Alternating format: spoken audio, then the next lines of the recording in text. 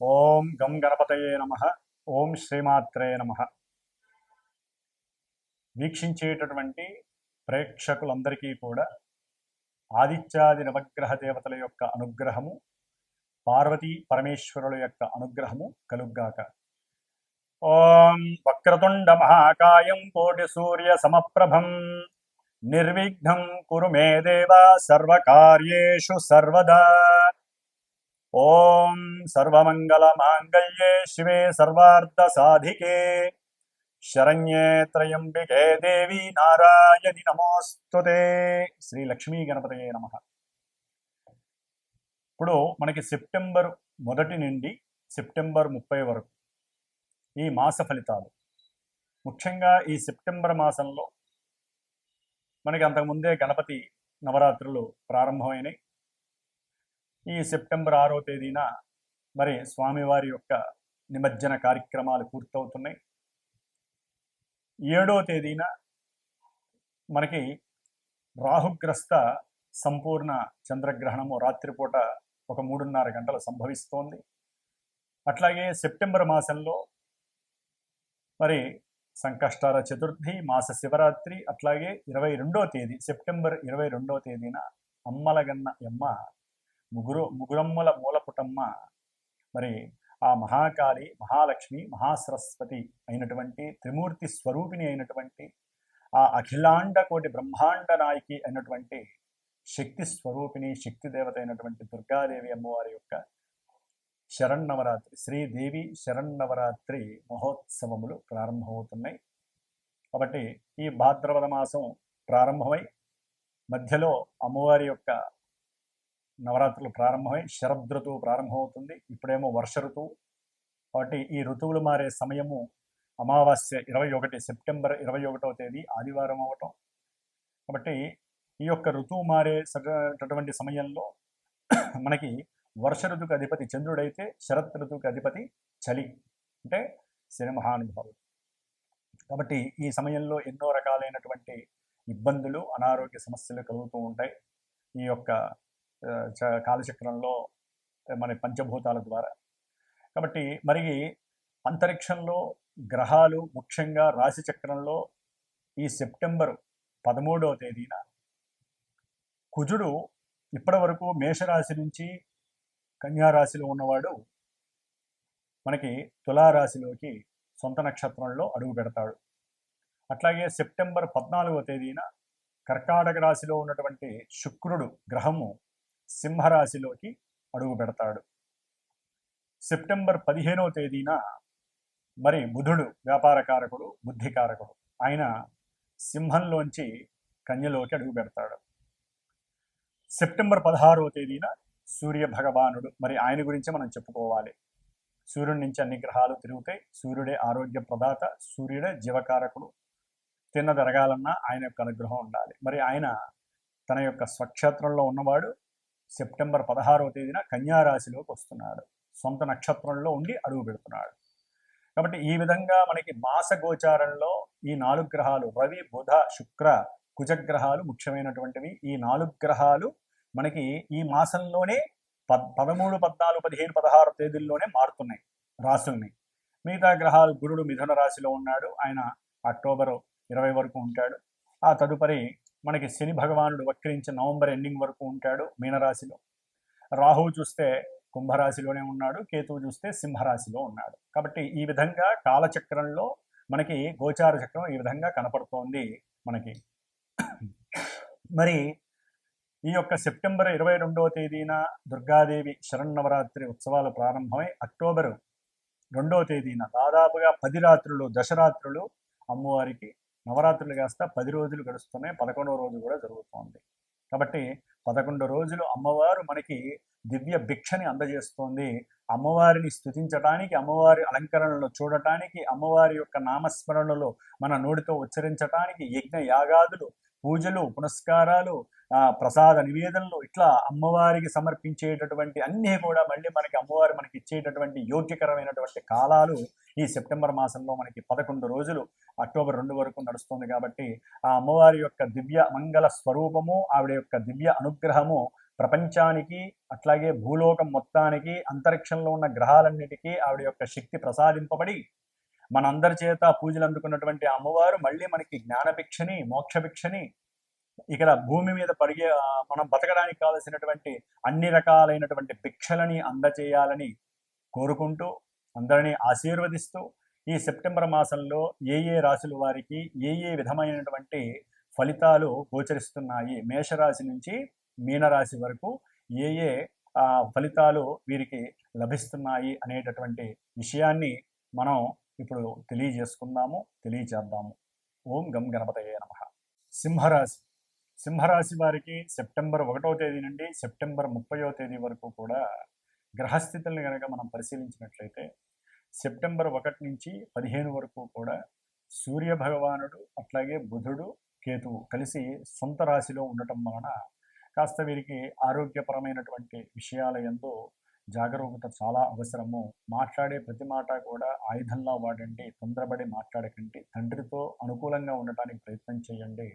అనవసరమైనటువంటి ప్రలోభాలకి పోవటం, మొండి వైఖరిని చూపించటం, కోపావేశాలు, బుద్ధి మాంద్యత్వం అంటే బుద్ధి మందగించే పరిస్థితులు కూడా కలుగుతాయి సెప్టెంబర్ 15 వరకు. కాబట్టి ఆర్థిక ధన విషయాలలో కొంత జాగ్రత్త వహించండి.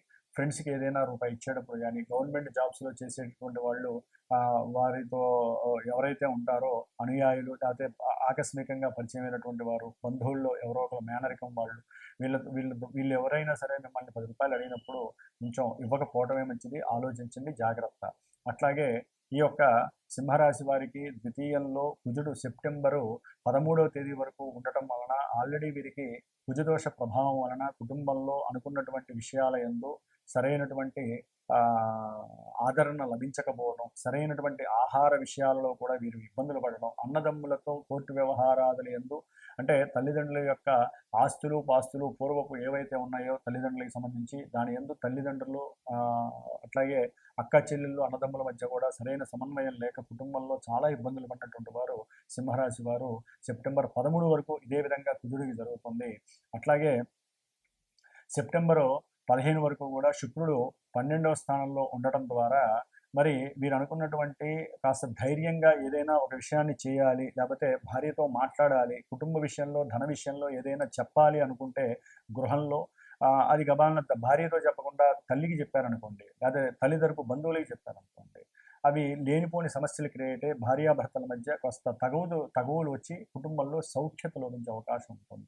అట్లాగే ఏదైనా సరే వెహికల్స్ని అమ్మాలన్నా గృహాలని అమ్మాలన్నా కూడా అంటే పాత గృహాలు లేకపోతే కొత్తగా ఏదైనా గృహం కొనాలని కొంత అడ్వాన్స్ ఇస్తారు.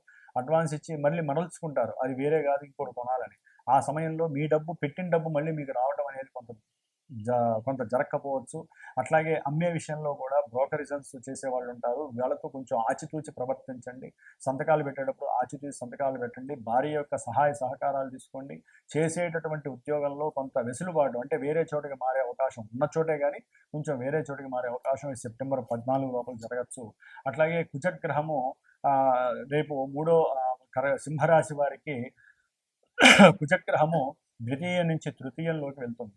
వెళ్ళినప్పుడు వీరికి చక్కటి ధైర్య సాహసాలతో కూడినటువంటి విషయాల యందు అంటే కొంతమందికి వెహికల్ నడపడం రాదు, వాళ్ళు చక్కగా వెహికల్స్ నడిపించడానికి ధైర్య సాహసాలతో ప్రవర్తించే అవకాశం ఉంటుంది.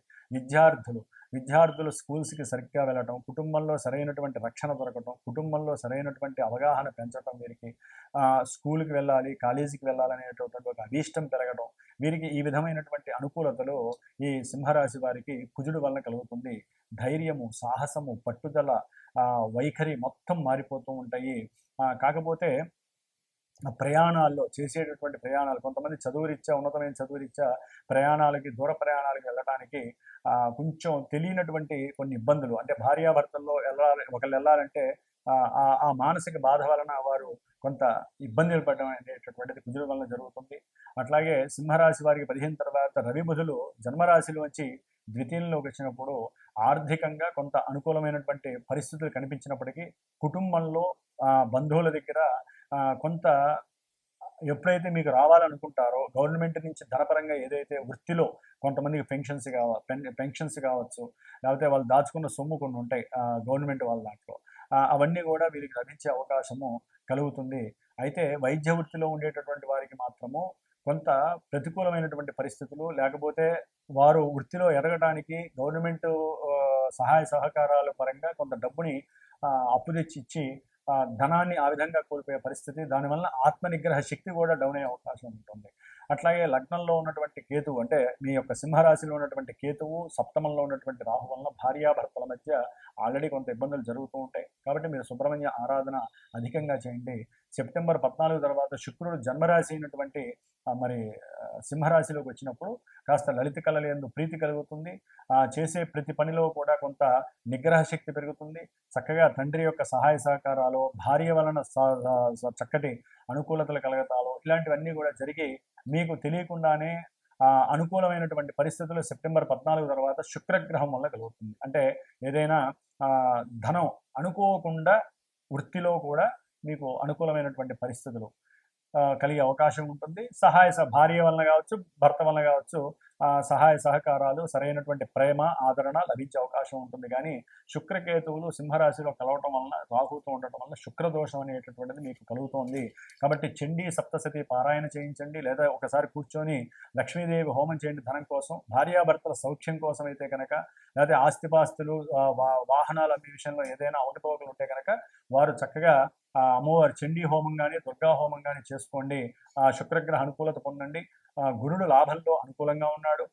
సప్తమంలో రాహుకేతువులు ఆల్రెడీ చెప్పాము. అష్టమ శని కాబట్టి హనుమాన్ చాలీసా చదవండి. ప్రతి శనివారము తమలపాకులతో స్వామివారిని అర్చించండి, మీకు శుభం జరుగుతుంది. ఓం దుమ్ దుర్గాయ నమః, గం గణపతయే నమః. వీక్షించేటటువంటి ప్రేక్షకులందరికీ కూడా ఒక చిన్న గమనిక. గోచార ఫలితాలని 100% మీరు బేరీజ్ వేసుకోకండి. మన జన్మజాతకాలు మనం పుట్టిన సమయానుకూలత్వంతో గ్రహస్థితులను బట్టి మన జీవితము దశలు అంతర్దశల పరంగా నడుస్తూ ఉంటుంది. అక్కడ ఉన్నటువంటి గ్రహస్థితుల్ని, గోచారంలో జరిగేటటువంటి గ్రహస్థితుల్ని, నక్షత్రాల్ని బేరీజ్ వేసుకుంటూ మనకి ఎందుకు ఇలా జరుగుతోంది, మనం ఏ పరిహారాలు ఆచరించాలి. అందుకనే నేను ఒక క్యాప్షన్ ఉంటుంది నాకు, జ్యోతిష్యాన్ని నమ్మండి, పరిహారాలు ఆచరించండి. ఎందుకంటే జ్యోతిష్యాన్ని వినటము, జన్మజాతకం చెప్పించుకోవటము, గోచారంలో అన్ని ఛానల్స్లో అందరు గురువులు చెప్పింది విని భయాందోళనలకు లోనవటము, లేదా మాకు కొన్ని జరిగినాయండి, మాకు కొన్ని జరగలేదని ఫోన్లు చేసి కాస్త ఇబ్బంది పెట్టడము, ఇవన్నీ కాదండి. నిజంగా మీరు గ్రహస్థితిని నమ్మితే మీకు జరిగేటటువంటి సమస్యల నుంచి బయటపడటానికి మాలాంటి గురువులకి ఫోన్ చేయండి, నమ్మకం ఉన్న వాళ్ళకి ఫోన్ చేయండి. మీ జన్మజాతకాన్ని దక్షిణ తాంబూలాదులు ఇచ్చి మీ జన్మజాతకాన్ని చక్కగా చెప్పించుకోండి. ఎందుకంటే గురువుకి దక్షిణ ఇవ్వకపోతే, జాతకం చెప్పించుకున్నా, పూజ చేయించుకొని ఇవ్వకపోయినా వాళ్ళకి గురుశాపం అని కూడా ఉంది. గురుశాపం తగులుతుంది. ఎందుకంటే ఒకరికి ఒకరు సహాయ సహకారాలు అందించుకోవటం, మాలో ఉన్న జ్ఞానాన్ని మీకు ధారపోస్తాము, మీకు ధైర్యాన్ని ఇస్తాము, పూజలు చేస్తాము. మరి మీరు కర్మల్ని పోగొట్టుకోవడానికి మీరు సంపాదించిన సొమ్ములోంచి ఒక పైసా మాకు ఖర్చు పెట్టాలి, గురువుకి దక్షిణ ఇవ్వాలి, చేసిన పూజలకి సామాగ్రికి చేసుకోవాలి, మరి ఇన్ని రకాలుగా చేయాలి. కాబట్టి జన్మజాతకాన్ని నమ్మండి. గోచార చక్రాలలో ఉన్నటువంటి గ్రహస్థితుల్ని అనుకూలంగా ఏ గ్రహాలకి స్తోత్రపారాయణ చేయాలి, ఏ దేవతలను ఆరాధించుకోవాలో అలా చేసుకుంటూ వెళ్ళండి. అట్లాగే ముఖ్యంగా మా యొక్క పీఠము శ్రీమాతా జ్యోతిషాలయ పీఠంలో ప్రతి నెలా కూడా అమావాస్య రోజున ఎవరైనా ఈ యొక్క గ్రహస్థితుల్లో జాతకరీత్యా కావచ్చు, లేకపోతే గోచార రీత్యా ఉన్నటువంటి గ్రహస్థితుల్లో లోపాలు, దోషాలు ఎక్కువగా ఉన్నటువంటి వాళ్ళు, కోర్టు సమస్యలు ఉన్నా, లేకపోతే నక్షత్ర అమావాస్య రోజులు పుట్టిన కొన్ని పాపపు నక్షత్రాలు ఉంటాయి, అంటే పెళ్ళిళ్ళు కావు, ఆశ్లేష, మఖ, మూల, అశ్విని, భరణి, కృత్తిక, ఇలా కొన్ని నక్షత్రాల్లో పుట్టినటువంటి వాళ్ళు పెళ్ళిళ్ళు కాక, సంతానం కలక్క ఎన్నైతే ఇబ్బందులు పడతారో వారందరూ, అట్లాగే కొన్ని రాశుల వారికి ఏళ్ళనాటి శని, అష్టమ శని, అర్ధాష్టమ శని, రాహుకేతువుల యొక్క దోషాల వల్ల కలిగేటటువంటి మాతా పితృ దోషాలు, గురుశాపాలు, స్త్రీ శాపాలు, ఇట్లా ఏవైతే ఉన్నాయో అన్నిటికీ కూడా అదొకటి ఇదొకటి కానీ కాకుండా నా యొక్క పీఠంలో నేను ప్రత్యేకించి శ్రద్ధగా అమావాస్య రోజున ఏ పనులు ఉండవు కాబట్టి ఇదే పనిగా ఎవరైతే ఫోన్లు చేస్తారో, అంటే జాతకరీత్యా చెప్పించుకున్న వాళ్ళు, గోచార రీత్యా సమస్యలు ఉన్నటువంటి వాళ్ళు, ఒకవేళ ఏదీ లేనటువంటి వాళ్ళకి వాళ్ళ యొక్క సమస్య రీత్యా కూడా ఈ యొక్క ప్రతి నెలా జరిగేటటువంటి నవగ్రహ నక్షత్ర రుద్ర పాశుపత హోమము అనేటటువంటిది ప్రతి నెల కూడా నా యొక్క పీఠంలో చేస్తాను. హైదరాబాద్లో చేస్తూ ఉంటాం కాబట్టి ఎవరైనా సరే ఉంటే ప్రత్యక్షంగా పరోక్షంగా పాల్గొనొచ్చండి. వీడియో ద్వారా మీరు చూడొచ్చు. అట్లాగే ఎవరైనా ఎక్కడున్న వాళ్ళు అయితే చక్కగా వచ్చి హోమాలు చేసుకోవచ్చు. ఈ హోమం ద్వారానే మనకి పరిపక్వత పరిపూర్ణత కలుగుతుంది. అట్లాగే పీఠంలో ఎప్పుడూ కూడా దోష పరిహారార్థమై నవగ్రహ జపాలు జరుగుతూ ఉంటాయి. అట్లాగే రుద్రాభిషేకాలు, రేపు అమ్మవారి ఉత్సవాలలో కూడా దుర్గాష్టమి రోజున పీఠంలో చక్కగా దుర్గాదేవికి సంబంధించిన చండీ హోమం ఒకరోజు చేద్దామని నేను నిశ్చయించుకున్నాను.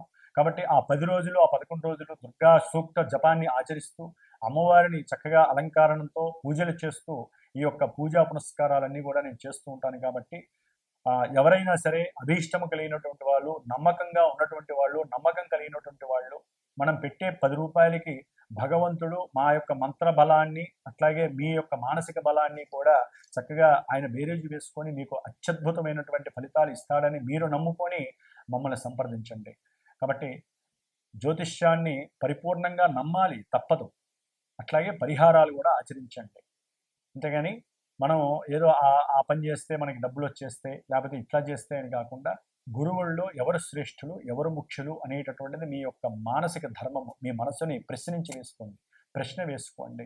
మీకు మాట్లాడేటప్పుడు వారి యొక్క నేత్రాల ద్వారా, వారి యొక్క వాక్కు ద్వారానే మీకు తెలియకుండానే ఎవరు ఎటువంటి వాళ్ళు అనేది కూడా వినేటటువంటి శ్రోతలకి తెలిసిపోతుంది. కాబట్టి అట్లా చూసుకుంటూ ఆ మంచి చెడుల్ని మీరే నిర్ణయించుకొని చక్కగా గురువులు ఎంతోమంది ఉన్నారు. అందరి యొక్క యోగక్షేమాలు ఆలోచించేవాళ్ళు. ఒక గురువు ఇంకో గురువుని ఎవరిని కూడా దయచేసి ఆక్షేపించకండి. వాళ్ళట్లా వీళ్ళిట్లా అని కూడా మనం మాట్లాడకూడదు.